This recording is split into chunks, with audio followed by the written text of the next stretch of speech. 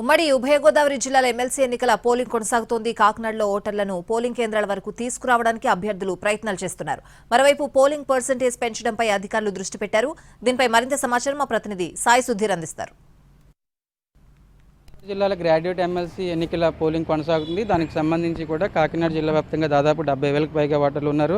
98 polling కేంద్రాలు ఉన్నాయి. ప్రతి పోలింగ్ కేంద్రం దగ్గర కట్టుదిట్టమైన భద్రతా ఏర్పాట్లు చేశారు. ఉదయం 8 గంటల నుంచి సాయంత్రం 4 గంటల వరకు ఈ పోలింగ్ ప్రక్రియ కొనసాగనుంది. అంటే ప్రధానంగా ఉమ్మడి ఉభయ గోదావరి జిల్లాలకు సంబంధించి మొత్తం 35 మంది అభ్యర్థులు బరిలో ఉన్నప్పటికీ ప్రధాన పోటీ మాత్రం ఒకవైపు టీడీపీ, మరొక వైపు కూటమి తరపున టీడీపీ, మరొక వైపు పీడీఎఫ్ మధ్య ప్రధాన పోటీ నడుస్తుంది. దానికి సంబంధించి కూడా ఎవరికి మొదటి ప్రయారిటీ ఓటు పడుతుంది ఏంటి అనేది కూడా ఆసక్తికరంగా మారింది. కాకినాడ జిల్లా వ్యాప్తంగా దాదాపు 70,000కు పైగానే ఓటర్లు ఉన్నారు. ఎవరైతే ఓటర్ వచ్చారో ఓటర్కి సంబంధించి ఏదైనా గుర్తింపు కార్డు తీసుకురావడం, గుర్తింపు కార్డుకు సంబంధించి ఓటర్ స్లిప్లో వారి ఓటు ఎక్కడ ఉంది, అదేవిధంగా ఏ పోలింగ్ బూత్లో ఉంది, ఇప్పటికే పోలింగ్ బూత్కి సంబంధించి స్లిప్పులు కూడా డిస్ట్రిబ్యూషన్ అయిపోయింది. కాబట్టి మొత్తం ఓటర్లు గ్రాడ్యుయేట్స్ అందరూ కూడా ఓటు హక్కు వినియోగించుకోవడానికి వస్తున్న పరిస్థితి. దాదాపు కాకినాడ జిల్లా వ్యాప్తంగా, అదేవిధంగా ఉమ్మడి ఉభయ గోదావరి జిల్లా వ్యాప్తంగా దాదాపు 3,14,000 మంది ఓటర్లు ఉన్నారు.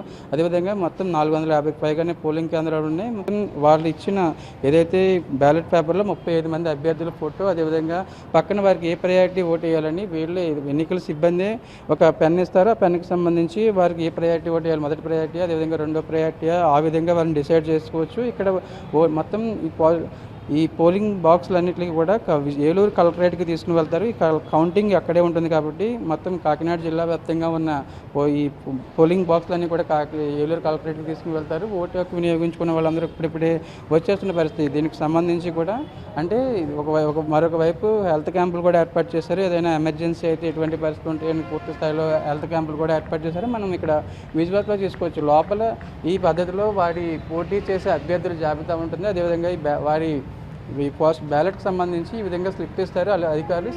ఈ స్లిప్లో ఎవరికి ఏ ప్రయారిటీ ఓటు వేయాలనుకుంటున్నారు, ఒక ఓటరు ఎవరికి ఏ ప్రయారిటీ ఓటు వేయాలనుకుంటున్నారు, ఇలా 1, 2, 3 ఇట్లా 35 మంది అభ్యర్థులు పోటీ చేస్తున్న 35 మంది అభ్యర్థుల పేర్లు, అదేవిధంగా వారి పక్కన వారి ఫోటో, మరొక వైపు వారికి ఓటర్ ఏ ప్రయారిటీ ఓటు వేయాలనుకుంటున్నాడని పూర్తి స్థాయిలో వాటి ఓటు కంప్లీట్ చేసిన తర్వాత బయటకు వెళ్ళే అవకాశం ఉంటుంది. ఒకవేళ ఖచ్చితంగా మినిమం ఒక్కరికైనా వారి ప్రయారిటీని బట్టి డిసైడ్ చేయాల్సి ఉంటుంది.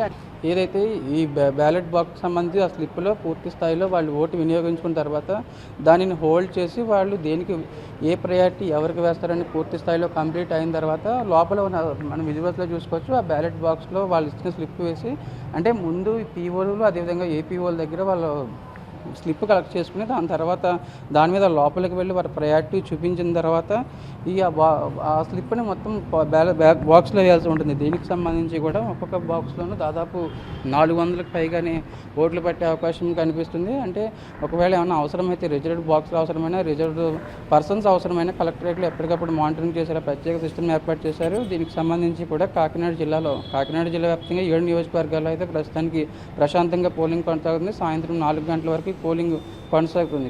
ప్రకాష్తో సాయి సుధీర్ అంటే కాకినాడ నుంచి.